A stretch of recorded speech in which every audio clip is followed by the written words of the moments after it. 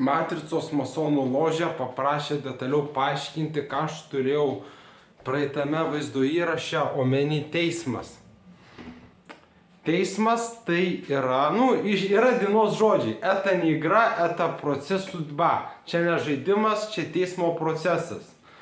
Tai kaip aš minėjau, kažkur rašiau, kad paskutiniam samsaros rate dainininkai prieš atgimdami nusižudė, todėl, kad jie susilaukė teroro iš valdžios. Tas teismas tai bus tiesiog valdžios veiksmai ir pyktis nukreipti prieš mane. Tai yra susiję Rusino planeta. Tas teismas tai yra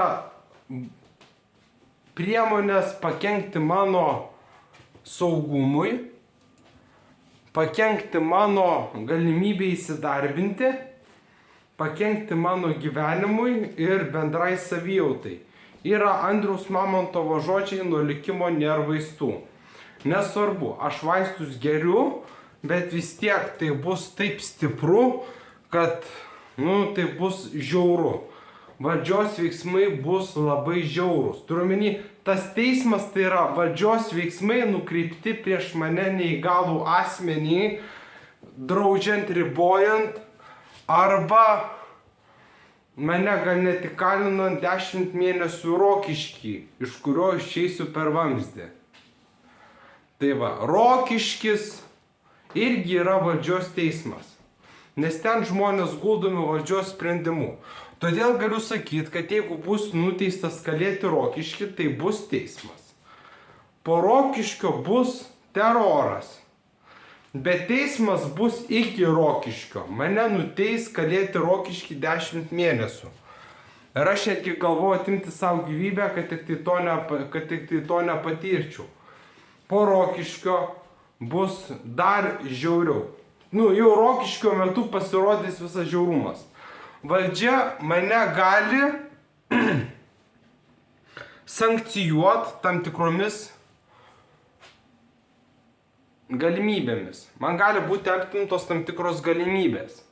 Tas teismas tai nebus civilinis ieškinys, o gal tai ir bus civilinis ieškinys apie dezinformaciją, kad aš sakau, jog Vilniaus miestui yra 40 000 metų. Tai gali būti civilinis ieškinys dėl pavojaus kelimo valstybės suverenumui. Vilniaus miestas yra Maskvos vietoj. Tai yra nesąmonė. Maskvos ten nėra, ten yra Vilnius. Mano tokios idėjos gali reikšti tai, kad valdžia prieš mane taikys sankcijas ir bus nuolatinis teismo procesas, kaip mane pažabot arba nuteist, apribot mano laisvės, teisės. Tai ir bus teismas, atsakau Mr. Seven į jo parašytas žinutės ir prašymą papasakoti plačiau. Tai bus valdžios veiksmai atimantys man laisvę.